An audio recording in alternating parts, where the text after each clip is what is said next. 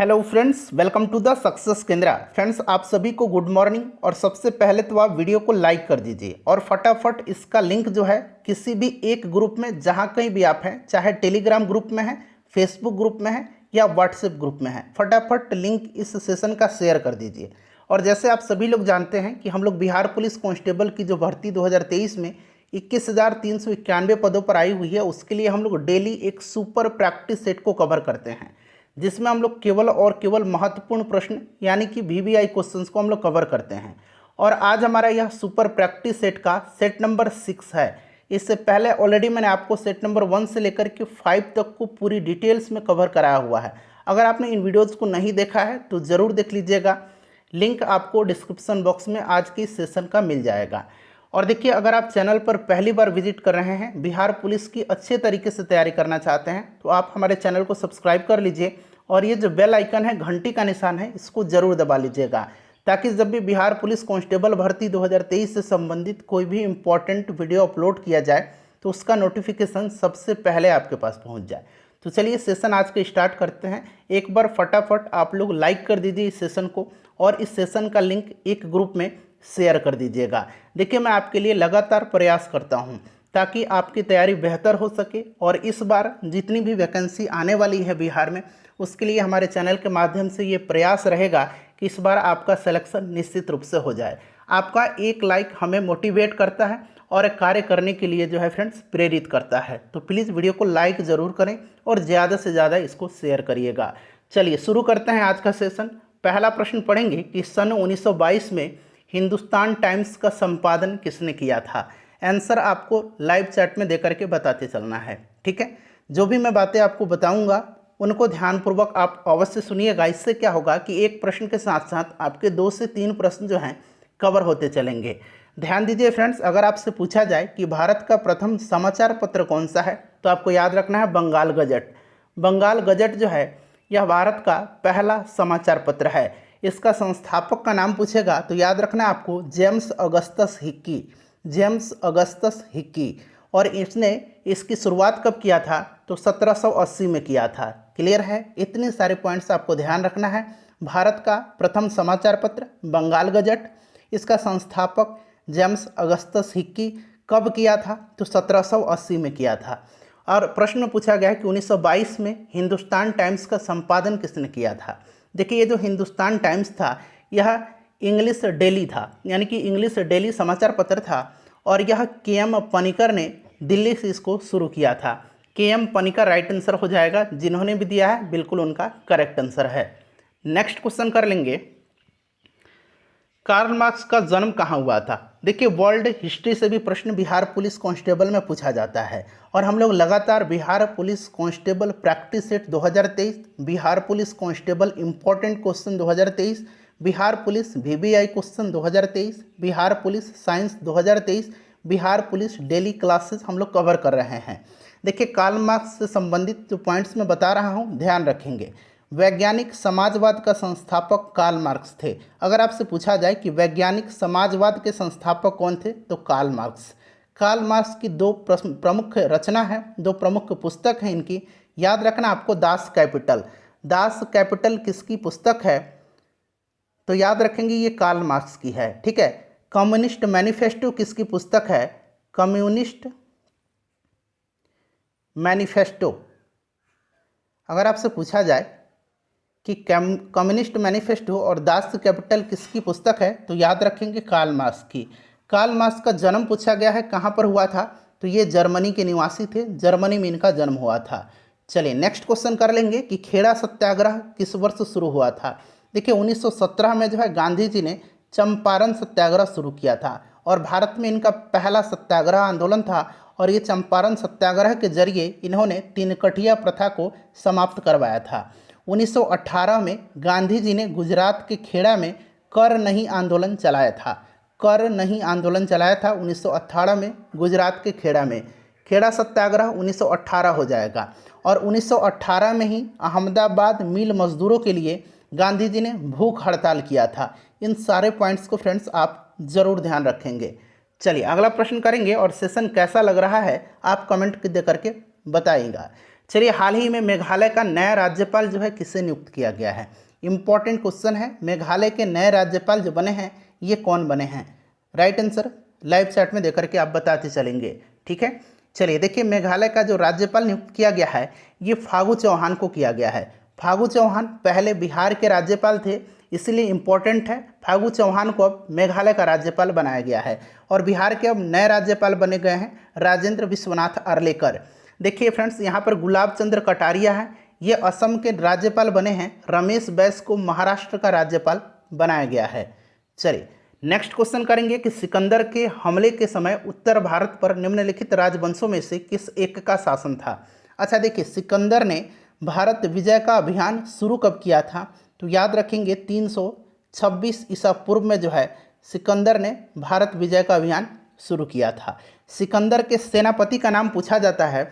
सिकंदर के सेनापति का नाम याद रखेंगे। सिकंदर के सेनापति का नाम क्या था? तो सेल्यूकस निकेटर था।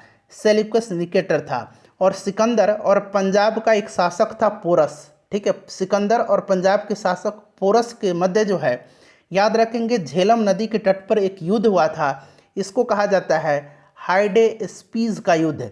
ठीक है, हाइडे स्पीज का युद्ध इसको कहा जाता है। किसके मध्य हुआ था? तो सिकंदर और पंजाब के शासक पोरस के मध्य हुआ था। क्लियर है? और जब सिकंदर भारत पर उत्तर भारत पर हमला किया था उस समय जो है किस राजवंश का शासन था? तो फ्रेंड्स यह नंद वंश का शासन था। नंद वंश का शासन था, याद रखिएगा। ठीक है, चलिए अगला प्रश्न कर लेंगे। और घानानंद का शासन था उस समय। छठा प्रश्न है हमारा कि प्रधानमंत्री नरेंद्र मोदी ने लिटिल इंडिया गेटवे की आधारशिला किस देश में रखी है? लिटिल इंडिया गेटवे की आधारशिला जो है प्रधानमंत्री नरेंद्र मोदी जी ने किस देश में रखी है? सारे के सारे प्रश्न आप देख सकते हैं कितना महत्वपूर्ण है आपकी एग्जाम के दृष्टिकोण से, बिहार पुलिस के दृष्टिकोण से। चलिए, प्रधानमंत्री नरेंद्र मोदी ने लिटिल इंडिया गेटवे की आधारशिला जो है ये ऑस्ट्रेलिया में रखी है। कहाँ पर? ऑस्ट्रेलिया राइट आंसर हो जाएगा। बहुत सारे लोग बिल्कुल सही आंसर कमेंट कर रहे हैं। चलिए नेक्स्ट क्वेश्चन करेंगे कि भारत के संविधान का अनुच्छेद 56 संबंधित है। अच्छा देखिए, ये अनुच्छेद 56 जो है यह किससे संबंधित है? तो ये राष्ट्रपति से ही संबंधित है। लेकिन बताइए ये राष्ट्रपति के किस चीज़ से संबंधित है? देखिए, अनुच्छेद 52 में कहा गया है कि भारत का एक राष्ट्रपति होगा। अनुच्छेद 53 में कहा गया है कि राष्ट्रपति की कार्यकारी शक्ति का इसमें जिक्र किया गया है। अनुच्छेद 54 में राष्ट्रपति का चुनाव है। अनुच्छेद 55 में राष्ट्रपति के चुनाव का तरीका है। और अनुच्छेद 56 जो प्रश्न में पूछा गया है यह राष्ट्रपति के कार्यकाल से संबंधित है। तो भारत के राष्ट्रपति के कार्यकाल के प्रावधान हो जाएगा इसका option number C correct answer हो जाएगा। ठीक है, चलिए अगला प्रश्न कर लेंगे। और अभी वर्तमान में भारत के राष्ट्रपति कौन हैं? एक बार उनका नाम कमेंट करके बता दीजिए। फटाफट भारत के राष्ट्रपति का नाम कमेंट करके बताइए। चलिए क्वेश्चन नंबर 8 कर लेंगे कि स्वर्णिम चतुर्भुज परियोजना का संबंध किसके विकास से है? स्वर्णिम चतुर्भुज परियोजना का संबंध किसके विकास से है? बताइए राइट आंसर क्या होगा इसका। थोड़ा देर मैं इंतजार कर रहा हूँ, तब तक आप कमेंट में आंसर बता दीजिए। देखिए, स्वर्णिम चतुर्भुज परियोजना जो है यह संबंधित है राजमार्ग से। संबंधित किससे है? राजमार्ग से। क्लियर है? इतना याद हो गया आपको। और 2001 में जो है इसे स्टार्ट किया था उस समय के तत्कालीन प्रधानमंत्री श्री अटल बिहारी वाजपेयी ने। इसे भी आप ध्यान रखेंगे। चलिए क्वेश्चन नंबर 9 करेंगे कि बोल्शेविक क्रांति कब हुई थी? बोल्शेविक क्रांति जो है ये कहाँ पर हुई थी? तो रूस में हुई थी। बोल्शेविक क्रांति रूस में हुई थी। और इसका नेतृत्वकर्ता कौन था? बोल्शेविक क्रांति का नेता कौन था? तो लेनिन था। कौन था? लेनिन था। क्लियर है? याद रखेंगे। और यह हुई कब थी? तो फ्रेंड्स यह नवंबर 1917 में हुई थी। नवंबर 1917 में हुई थी। ठीक है, चलिए अगला प्रश्न है हमारा कि विश्व में सर्वप्रथम मुद्रण की शुरुआत कहाँ पर हुई थी? किस देश में हुई थी? सर्वप्रथम मुद्रण की शुरुआत जो है प्रिंटिंग की, ये किस देश में हुई थी? बताइए। मुद्रण की शुरुआत जो है सर्वप्रथम किस देश में हुई थी? मुद्रण की शुरुआत चाइना में हुई थी। और कागज़ का आविष्कार भी कहाँ पर हुआ था? तो चाइना में ही हुआ था। इसे भी आप ध्यान रखेंगे। चीन राइट आंसर हो जाएगा, बिल्कुल करेक्ट आंसर है। अगला प्रश्न करेंगे कि भारत के लिए पहला फैक्ट्री एक्ट कब पारित हुआ था? कई बार मैंने जिक्र भी किया है प्रथम कारखाना अधिनियम का। प्रथम फैक्ट्री एक्ट पूछा जा रहा है तो आपको याद होगा कि कई बार मैंने लॉर्ड रिपन का नाम लिया है। और लॉर्ड रिपन के बारे में मैंने जब बताया है तो ये उस समय मैंने बताया है कि देखिए 1881 में जो है पहला फैक्ट्री एक्ट यानी कि पहला कारखाना अधिनियम लॉर्ड रिपन के समय में जो है पारित हुआ था। 1881 में ही लॉर्ड रिपन ने क्या किया था, तो इसी के समय जो है 1881 में पहली बार नियमित जनगणना कराई गई थी और 1882 में इसने वर्नाक्यूलर प्रेस एक्ट को निरस्त किया था। स्थानीय स्वशासन का जनक भारत में लॉर्ड रिपन को माना जाता है। ये सारे पॉइंट्स आपको ध्यान रखना है। चलिए क्वेश्चन नंबर 12 है कि पूर्ण स्वराज की मांग का प्रस्ताव कांग्रेस के किस वार्षिक अधिवेशन में पारित हुआ था।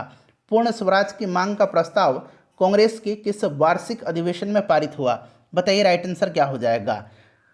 करेक्ट आंसर कमेंट करके बताइए। बहुत ही इंपॉर्टेंट प्रश्न है और कई बार बिहार की एग्जाम्स में पूछा गया है। पूर्ण स्वराज की मांग का प्रस्ताव जो है ये कांग्रेस का जो वार्षिक अधिवेशन 1929 में लाहौर में हुआ था, जिसकी अध्यक्षता पंडित जवाहरलाल नेहरू जी ने किया था, उसी में पारित हुआ था। अच्छा, 1931 का कराची अधिवेशन भी पूछा जाता है। 1931 का कराची अधिवेशन जो है इसकी अध्यक्षता किया था सरदार वल्लभ भाई पटेल ने और इसमें मौलिक अधिकार की मांग की गई थी। क्लियर। चलिए अगला प्रश्न करेंगे क्वेश्चन नंबर 13 कि अखिल भारतीय ट्रेड यूनियन कांग्रेस की स्थापना किसने किया था। अखिल भारतीय ट्रेड यूनियन कांग्रेस की स्थापना किसने किया था। बिहार पुलिस कांस्टेबल का जो प्रश्न पूछने का नेचर है, मेरा प्रयास है कि उसी तरह के प्रश्नों को मैं आपको कवर करवाऊं इस सुपर प्रैक्टिस सेट में। ठीक है, तो डेली आपको जुड़ना है, इस सेशन को अटेंड करना है, लाइक करेंगे मोटिवेशन बढ़ेगा मेरा, और वीडियो को शेयर जरूर करिएगा फ्रेंड्स, ये आपका उत्तरदायित्व है। देखिए अखिल भारतीय ट्रेड यूनियन कांग्रेस की स्थापना जो है ये किया था एनएम जोशी ने। एनएम जोशी ने 1920 में किया था मुंबई में। अच्छा, इसका प्रथम अधिवेशन भी मुंबई में ही हुआ था। लाला लाजपत राय की अध्यक्षता में यह संपन्न हुआ था। क्लियर है। चलिए अगला प्रश्न कर लेंगे। प्रत्यक्ष कर के अंतर्गत निम्न में से किसे शामिल किया जाता है। प्रत्यक्ष कर और अप्रत्यक्ष कर के एग्जाम्पल्स को मैंने कई बार बताया है। देखिए प्रत्यक्ष कर में क्या आ जाएगा, तो आयकर आता है, निगम कर आता है, संपत्ति कर आता है, उपहार कर आता है। यहाँ पर देखिए प्रत्यक्ष कर जो होगा ये आपका आयकर हो जाएगा। ठीक है, कोई डाउट। अच्छा, अप्रत्यक्ष कर पूछेगा तो उत्पाद शुल्क हो जाएगा, सेवा कर हो जाएगा, बिक्री कर हो जाएगा। क्लियर है। और जीएसटी भी जो है यह एक अप्रत्यक्ष कर ही है। इनडायरेक्ट टैक्स का एग्जाम्पल है जीएसटी, इसे भी आप ध्यान रखेंगे। नेक्स्ट क्वेश्चन है हमारा कि निम्न में से कौन अर्थव्यवस्था के प्राथमिक क्षेत्र में सम्मिलित है। अर्थव्यवस्था के प्राथमिक क्षेत्र में सम्मिलित है, बताइए। प्राथमिक क्षेत्र में क्या क्या आते हैं, तो ध्यान से सुनिएगा। प्राथमिक क्षेत्र में कृषि आता है, खनन आता है, मत्स्य पालन यानी कि मछली पालन आता है, वानिकी आता है, डेयरी आता है। तो यहाँ पर देखिएगा प्राथमिक क्षेत्र में कृषि क्षेत्र आ जाएगा। अभी मैंने बताया कृषि, खनन, मत्स्य पालन, वानिकी, डेयरी, ये सारे प्राथमिक क्षेत्र के अंतर्गत आते हैं। अच्छा, द्वितीयक क्षेत्र के अंतर्गत क्या आते हैं। द्वितीयक क्षेत्र के अंतर्गत तो देखिए द्वितीयक क्षेत्र के अंतर्गत जो आते हैं ये विद्युत उपकरण निर्माण, खाद्य निर्माण, कपड़ा उत्पादन, ये सारे द्वितीयक क्षेत्र में आते हैं। तृतीयक क्षेत्र को सेवा क्षेत्र कहा जाता है। तृतीयक क्षेत्र को सेवा क्षेत्र कहा जाता है और इसमें परिवहन, संचार, बैंकिंग ये सब आता है। चलिए आगे बढ़ेंगे। अगला प्रश्न है हमारा कि किस राज्य ने महिलाओं के लिए कार्यस्थल को सुरक्षित बनाने के उद्देश्य से साहस पहल की शुरुआत की है। साहस पहल की शुरुआत जो है यह किस राज्य सरकार ने किया है। महिलाओं के सशक्तिकरण से संबंधित है, इसलिए प्रश्न इंपॉर्टेंट है, बताइएगा।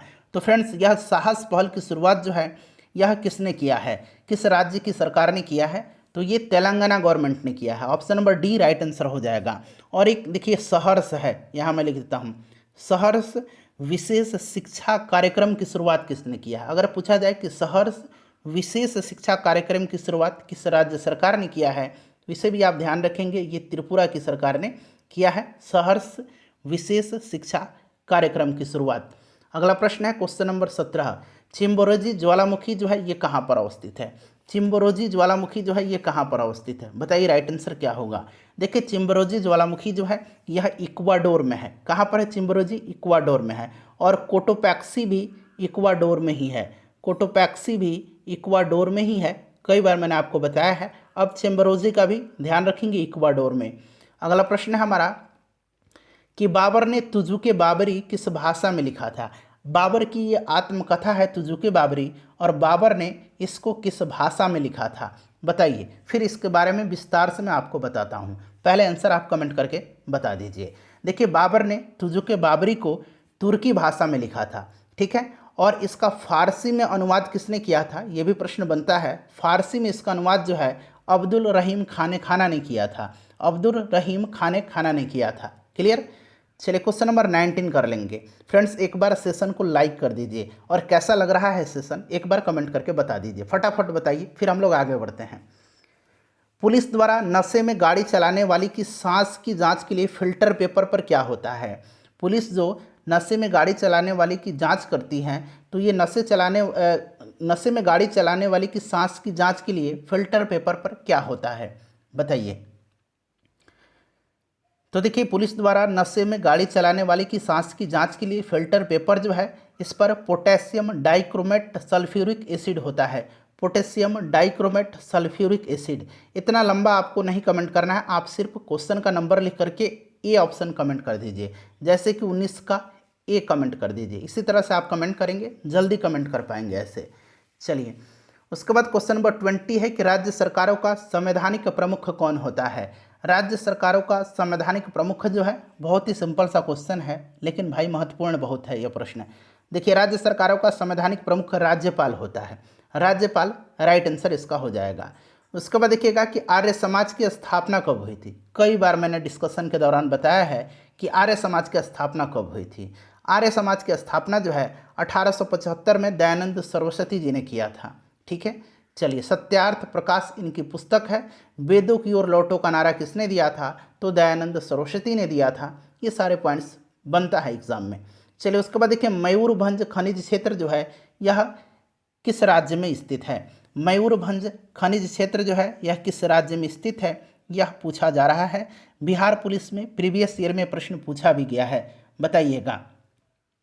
मयूरभंज जो है यह लौह अयस्क के लिए प्रसिद्ध है, लौह अयस्क के लिए प्रसिद्ध है और यह उड़ीसा में है। कहाँ पर है, उड़ीसा में मयूरभंज है, याद रखेंगे। चलिए उसके बाद अगला प्रश्न हमारा कि मंत्रिपरिषद लोकसभा के प्रति उत्तरदायी होगी सामूहिक रूप से।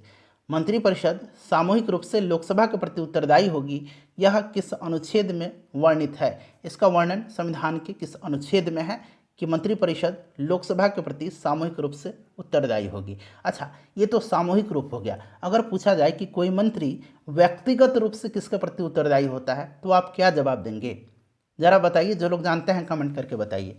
कोई भी मंत्री व्यक्तिगत रूप से किसके प्रति उत्तरदायी होता है, तो कोई भी मंत्री व्यक्तिगत रूप से राष्ट्रपति के प्रति उत्तरदायी होता है। ठीक है।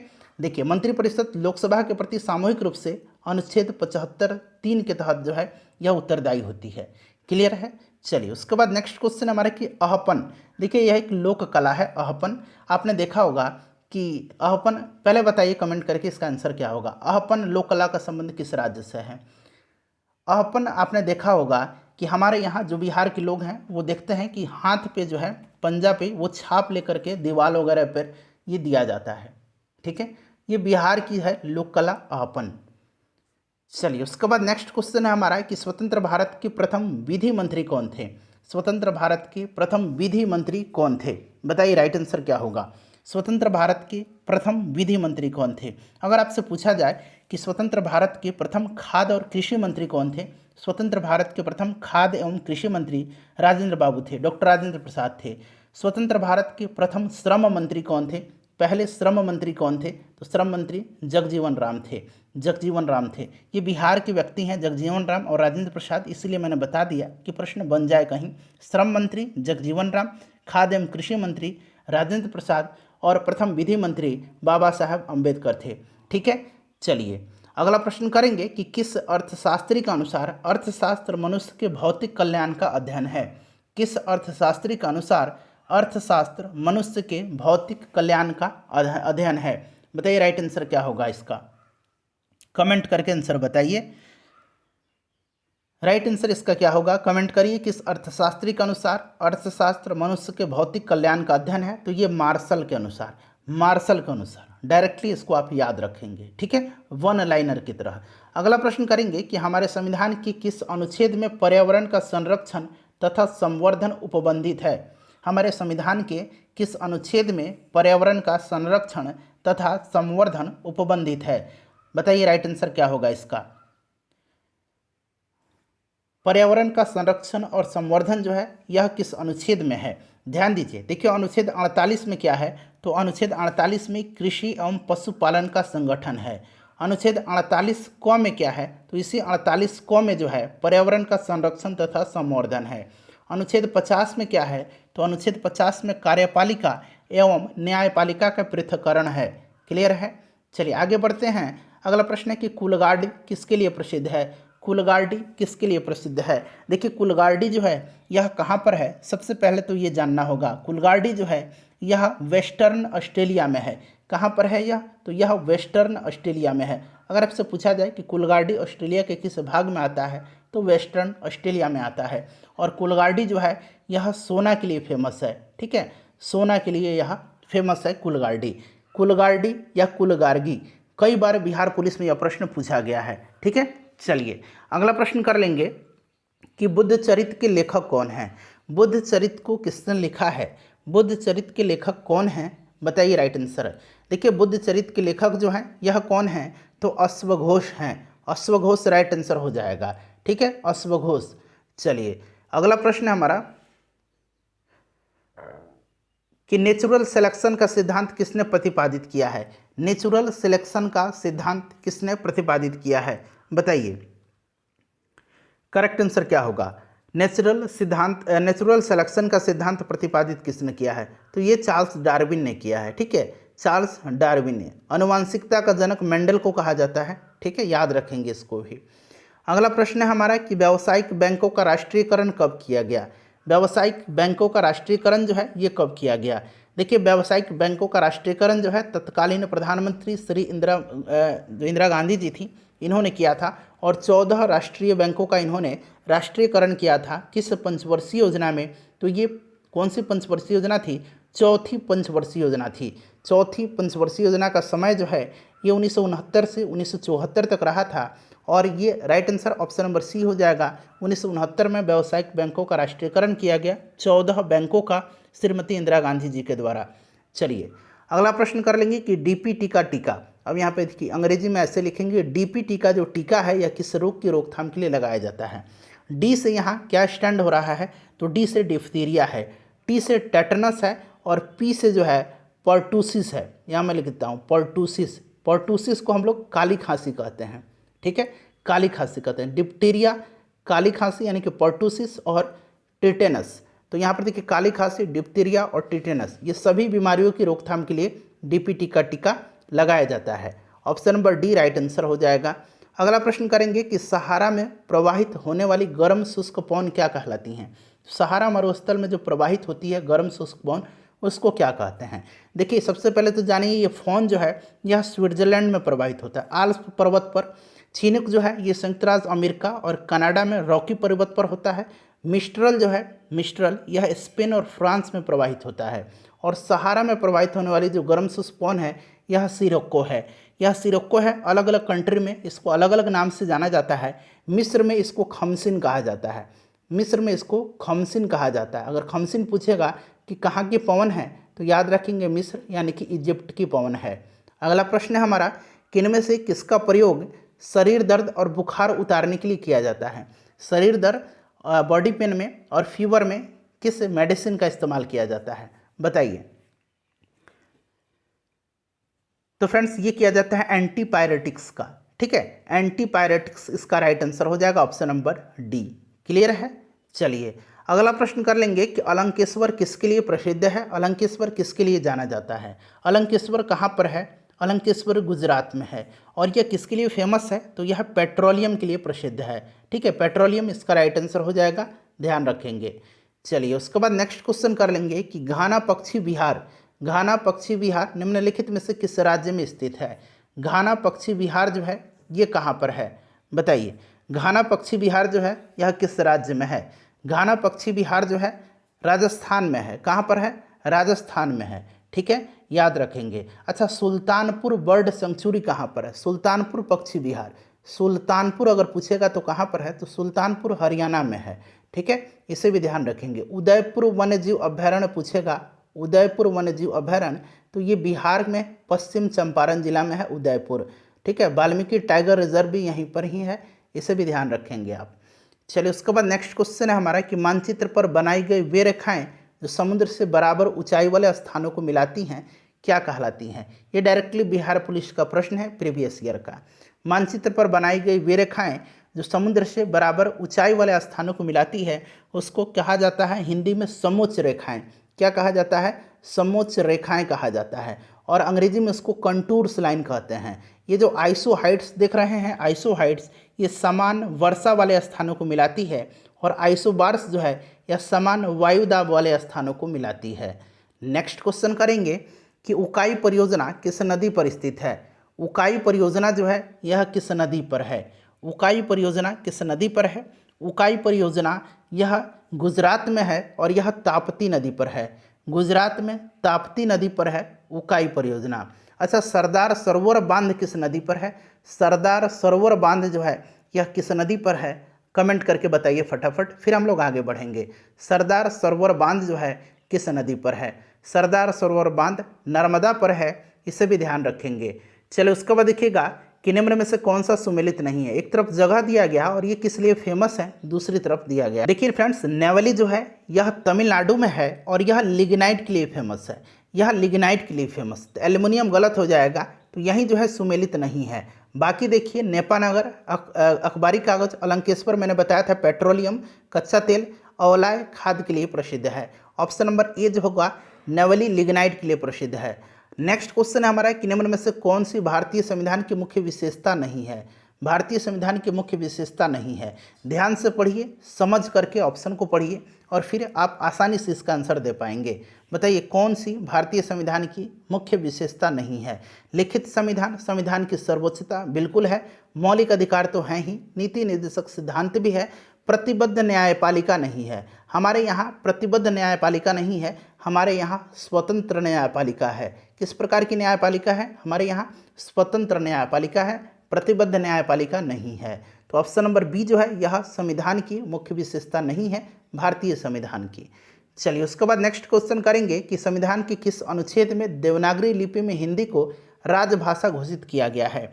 संविधान के किस अनुच्छेद में देवनागरी लिपि में हिंदी को राजभाषा घोषित किया गया है। तो देखिए फ्रेंड्स, आपको याद होगा कि संविधान के भाग 17 में राजभाषा का उल्लेख किया गया है और अनुच्छेद 343 जो है इसी में कहा गया है, अनुच्छेद 343 में, कि देवनागरी लिपि में हिंदी को राजभाषा घोषित किया गया है।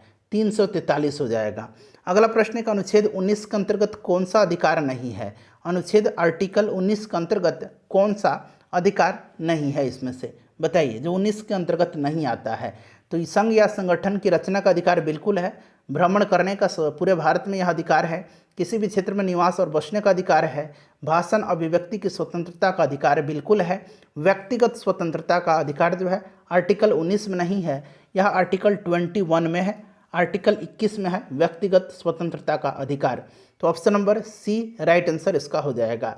उसके बाद देखिएगा कि कोशिका सिद्धांत यानी कि सेल थ्योरी का प्रतिपादन किसने किया था। कोशिका सिद्धांत, कोशिका की खोज रॉबर्ट हुक ने किया था। कोशिका सिद्धांत का प्रतिपादन स्लाइडन और स्वान ने किया था। ये प्रश्न शायद मैंने कई बार कराया भी है, स्लाइडन और स्वान ने किया था। ठीक है, चलिए उसके बाद नेक्स्ट क्वेश्चन करेंगे कि निकट दृष्टि दोष, जिसको कि हम लोग मायोपिया कहते हैं। कभी कभी प्रश्न बनता है कि मायोपिया किसको कहते हैं, तो याद रखेंगे मायोपिया कहते हैं निकट दृष्टि दोष को, और हाइपरमेट्रोपिया कहते हैं, हाइपरमेट्रोपिया कहते हैं, मेट्रोपिया दीर्घ दृष्टि दोष को, दीर्घ दृष्टि दोष को। दीर्घ दृष्टि दोष के लिए उत्तल लेंस का जो है उपयोग किया जाता है दीर्घ दृष्टि दोष के निवारण के लिए, और निकट के लिए अवतल लेंस का इस्तेमाल किया जाता है। ठीक है, अब देखिएगा निकट दृष्टि दोष यानी कि मायोपिया में लेंस की गोलाई बढ़ जाती है, लेंस की फोकस दूरी घट जाती है और लेंस की क्षमता बढ़ जाती है, और इस पर प्रतिबिंब जो बनता है वह रेटिना पर न बन करके रेटिना के आगे बनता है। ठीक है, उपरोक्त में से सभी इसका राइट आंसर हो जाएगा। उसके बाद नेक्स्ट क्वेश्चन है कि निम्न में से किसको भविष्य का ईंधन कहा जाता है। बताइए, भविष्य का ईंधन किसको कहा जाता है, तो ये कहा जाता है, बताइए राइट आंसर, किसको भविष्य का ईंधन कहा जाता है। भविष्य का ईंधन कहा जाता है हाइड्रोजन को, हाइड्रोजन को भविष्य का ईंधन कहा जाता है। ठीक है, चलिए उसके बाद देखिएगा कि मानव शरीर की सबसे बड़ी ग्रंथि कौन सी है। सबसे बड़ी ग्रंथि जो है, सबसे बड़ी ग्लैंड जो है, यह मानव शरीर की लीवर है, यकृत हो जाएगा। ठीक है, चमड़ा सबसे बड़ा अंग है, त्वचा जो है ये सबसे बड़ा अंग है, ठीक है। मानव शरीर की सबसे लंबी हड्डी पूछेगा तो ये फीमर है, ठीक है, फीमर सबसे लंबी हड्डी है। चलिए उसके बाद नेक्स्ट क्वेश्चन है हमारा कि निम्न में से किसे कोशिका की प्रोटीन की फैक्ट्री कहा जाता है। प्रोटीन की फैक्ट्री कहा जाता है राइबोसोम को, लाइसोसोम को आत्महत्या की थैली कहा जाता है, माइटोकॉन्ड्रिया को पावर हाउस कहा जाता है। क्लियर है। चलिए उसके बाद नेक्स्ट क्वेश्चन करेंगे 48 नंबर की परावैंगनिक किरणें की खोज किसने किया था।